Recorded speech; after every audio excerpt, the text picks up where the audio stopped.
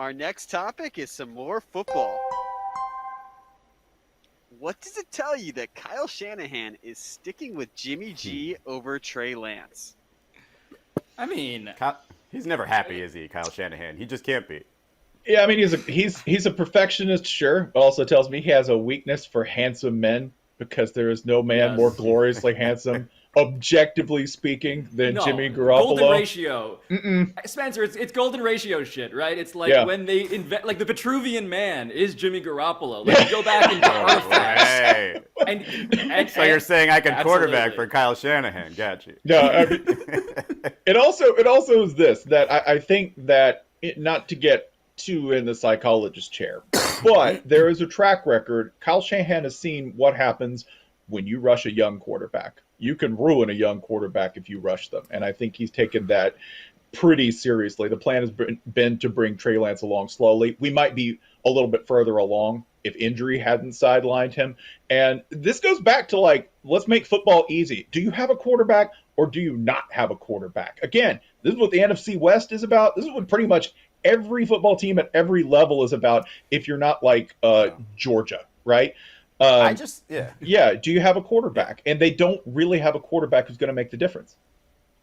I think they probably watched that Tampa Bay Chicago game and said, I don't want to put my rookie in that situation right there. Justin Fields was just attacked and looked terrible. And you talk in the long term, hey, can that type of stuff damage somebody? Yeah, I feel like we're all looking at the rookie quarterbacks now and saying, all right, we were enamored, yes, but nobody was going to come in and set the world on fire. So even if you have a Jimmy G that doesn't look great, let's not expect Trey Lance to come in and save everybody. Well, especially when Trey Lance is more than any of the other rookie quarterbacks who are supposed to be franchise cornerstones, the guy who is supposed to run the most. And he's the most raw. I mean, Spencer, I do think it's worth reiterating this for people who are not so familiar with his college football track record, what Trey Lance was to people who closely followed the sport, because that guy being thrown in front of NFL defenses and being asked to do the stuff where he moves around and breaks out of the pocket, all of that is very impressive and also kind of terrifying, right? There's also this, okay? When you draft a Trey Lance, he was playing an offense where you do have to make a lot of sort of pro-style, back-to-your-defense kind of reads where you're throwing off play action, a lot of those sort of old-school QB things. The other thing he wasn't doing a lot of, though, was passing 30 or 40 times a game. Go back and look. He has very few actual passing reps relative to, say, some of his colleagues who might have come out of a more pass-friendly offense, one of those college air raid attacks. So it's not just that he's raw, all right? There's immense potential. It's that the competition he was playing against, the windows are going to look completely different. The speed is going to look completely different. And the offense is going to call on him not only to do a lot more in terms of cognition and recognizing patterns, it's going to call on him to actually do his job more than he did in, say, North Dakota State, which run first, big old blocking tight ends, like super Midwestern football, not exactly what he's going to be dealing with the 49ers. Yeah, so look, this is Alabaster puts down a good quote because this does speak to what is the implication of all of this, right? When you deem Trey Lance not ready, basically what you're saying is, well, we're not playing for this season anymore. And that's the implication because that's everybody is, I mean, I shouldn't say everybody, but so much of NFL Twitter at least is saying, look, if it's Jimmy G, you're not going anywhere. At the very least, roll the dice with the guy, right?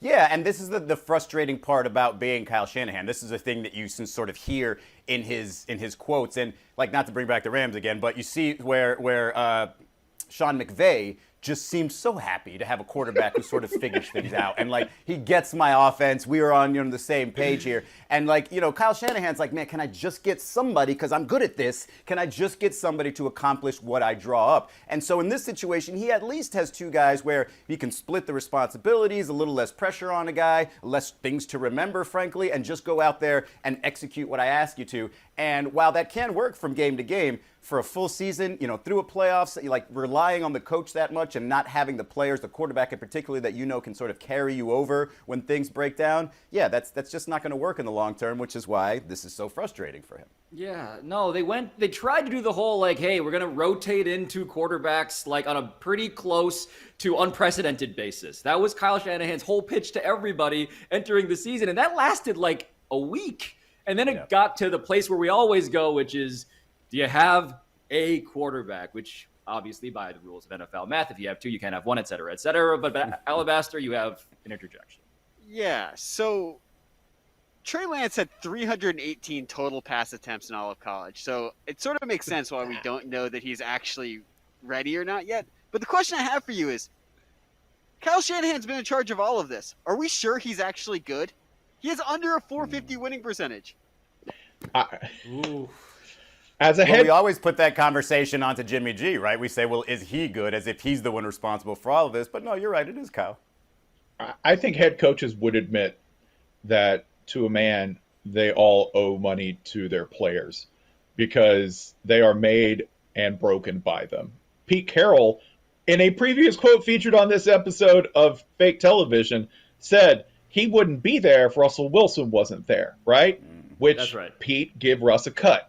That's, that's college coaches should do that all the time, right? College coaches get big contracts off the back of players who leave and then expose them as being merely good at their jobs, not great. So no, we don't know if Kyle Shanahan's good, but by the way, that extends to quarterbacks.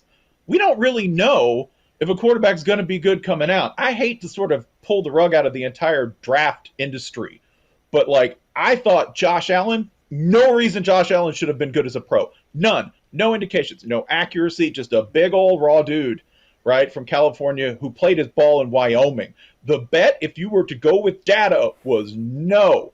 And he's awesome. He's incredible. I was an idiot. So, we don't know if the coaches are going to work out. We don't know if the QBs are going to work out. So, I don't know if the verdict on him as an offensive coordinator is undeniable. He's incredible at that job. Thanks for watching ESPN on YouTube. For live streaming sports and premium content, subscribe to ESPN+.